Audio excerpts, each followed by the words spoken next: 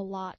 I've thought about this a lot. What is, if you could boil it down, maybe if you want to say what is the one key thing, I would, again, sort of maybe rephrase that and say, what's the one characteristic, what's the one behavior that successful people, I'm talking about people that successfully retire, those that are successful financially, what do they, what is it that they do?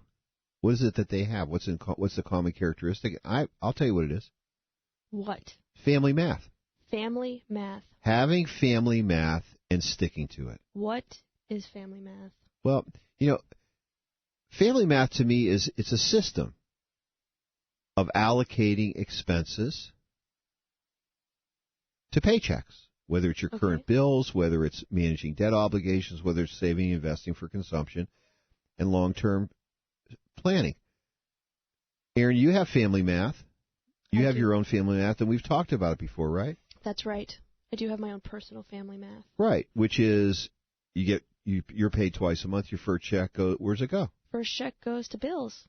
Goes to the bills, right? Yes. All of it. All of it. All of it. It doesn't go all to bills. No. I know how much you get paid. It doesn't go all to bills. I don't.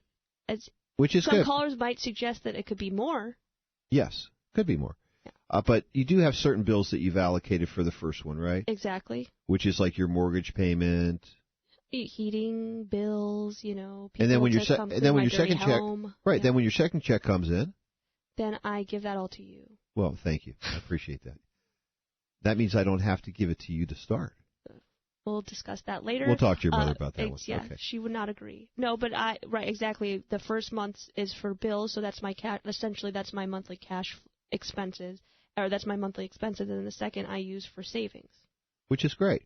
Exactly. And again, depending on when you're billed for certain things, some people they've broken their mortgage payments into, some pay twice a month, right? That's quite true. Which is kind of cool. So again, what I have found is that people that actually say this check goes to this and this goes to this, or I'm getting a rental check, or I'm getting interest income and I'm using this income to do this, once they've actually tied cash flow to expenses, that's family math. And one of the key things that we do, and frankly, I think it's wouldn't you agree? I think it's kind of the fun, is getting in sync with everybody's individual family math.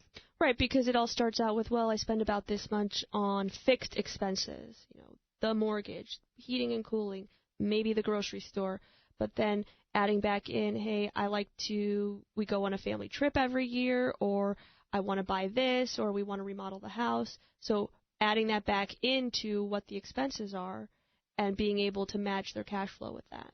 And, at the same time, what they're doing is that they're also then, many people are saving. Most folks, again, are saving through their pre-tax contributions to retirement plans. Exactly. But also what they're then doing is they're also saving. Some are saving. Maybe to create some after-tax vault money.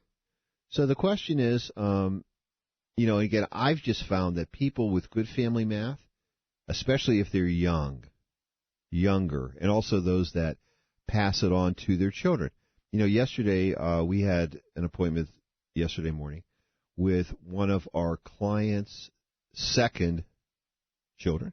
Right? We they have two daughters. Yep. And what's interesting is that, and this is kind of fun, usually we get the parents as clients, and then what happens is they eventually send the kids in to say, hey, Aaron, let's go see Aaron. You're a peer. Let's get a checkup, make sure their 401ks, working correctly, we're invested in the right way, and you're looking at some other things and advise them on that. But in this particular case, what happened was the parents sent the first daughter in first. Right. Who kind of was like the scout. And we talked to her, and we assisted her and her husband in getting their situation squared away. Their parents came in, and eventually then the second daughter came in, and we visited with them yesterday, which is really a lot of fun. But what was neat is that about what was the common thread between these? All three family members? Family math. Family math. Their family math was just rock solid. Because they said, we're allocating this part of our check to pay for this. This is going to this. At the end of the month, we know we have this aside. What do we do with the extra? So our first question was, do you have a consumptive event coming up? And they were kind of fun, because what happened was they said, well, Jeff, we've got about $15,000 in savings, and I feel like that's the right amount, but I've got about an extra $3,000 I'd like to invest. But we're going out to look for a bed. So now you have zero to invest because beds are expensive. Well, right. Well, they had told me, but guess what? As a part of their math, they had saved another $2,000. Oh. So they already had $2,000 set aside. So this $3,000 was in addition. It was in addition, and I said, let me ask a question. How much did you pay for your couch?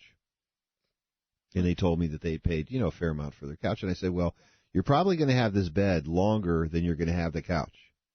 You're also going to spend more time on the bed than you are on the couch. So the question is, shouldn't you really get something that may be quality? So it kind of opened that up. So I said, do me a favor. Buy the bed first? Buy the bed first and then come talk to me later. $2,000? That's a lot for a bed. Well, it is, but unless you're doing a Sleep Number bed. What? It's more than double that. That is a lot for a bed. Well, it is, but if you consider you're going to have that bed generally for 20 years plus or so, amortize that cost, not that expensive. 20 years for a mattress? Well, for the actual mechanism, you can always change the mattress out. Okay. But in either case, I'm not trying to sell Sleep Number beds, but my point is that clearly I'm not. Their math, their family math was really good. So then they said, well, if we get past this, we know that we're going to have X amount per month, a couple $100 a month, and what should we do with it? Well, again, we kind of look at this as a hierarchy, right? Absolutely. First, you want to make sure that you have enough in your emergency fund or your safe money. So they said that $15,000 was where they felt comfortable having that money. We call it the vault. Yes. Then the second thing would be maximizing contributions to retirement plans because that's the best way to. That's really the best way to save. It's pre-tax savings. Also, you're in a really low-cost environment in terms of investing. Yes, and then third would be then maybe taking a look at creating an after-tax account. You might call that an investment account later, so that what you're developing a pool of after-tax cash as well as investments, so that when that next significant or large consumptive event comes down the road, you don't have to go borrow for it, maybe, or at least you'll have a part of it as a down payment possibly, or as you get older, you don't have to try to invade that retirement plan, and we do see that, don't we? Absolutely, or, they continue down the same path of being excellent savers, not having massive consumptive events or emergencies that they can't cover with that emergency fund. And then they'll be in a position where they have not only pre-tax dollars in their retirement accounts, but they also now have some after-tax dollars accumulated in what you would call an investment account. So they have a way to potentially lower their taxes in retirement because they can pull from more than one source. Yes, and and when we kind of get down to the essence of this, which is what we do, is when we're visiting with folks, I think that when we're seeing this kind of pattern of good behavior, which is folks living within their means, what they're then also doing, they're really concerned about making sure that their bills are paid, dealing with mortgage obligations, setting money aside. When we get to the time where they're getting ready to retire, most of the component parts of this game plan are already there in place. They have their Social Security benefits. They've worked hard. If they have a pension, fabulous for them. If they work for a company, they're very fortunate in that way. But otherwise, they've been good savers. Great savers. They've had to be good savers, and they are good savers.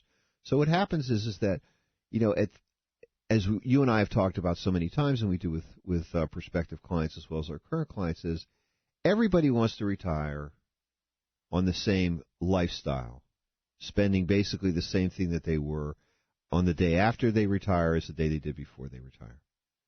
Having really good math puts you in a position to do that.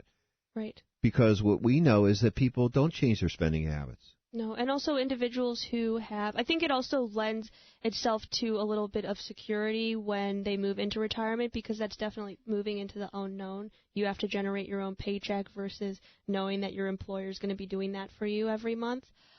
If you've had family math, you already understand the cash flow of your own home.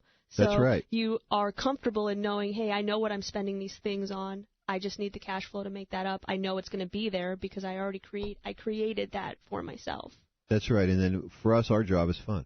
Because what we're then do is saying, okay, let's take these complex pieces, which is when do I take my pension? When do I elect my Social Security? How do I put this puzzle together so that we're recreating the cash flow that they had through their employer after they've retired? And that's really kind of the fun part, and they get it. Right. That's the whole point, is that they do understand it. They do get it. They understand that we're going to turn on and off faucets at different times. And, again, I think that leads to a sense of security, understanding that there's really a path. None of this again,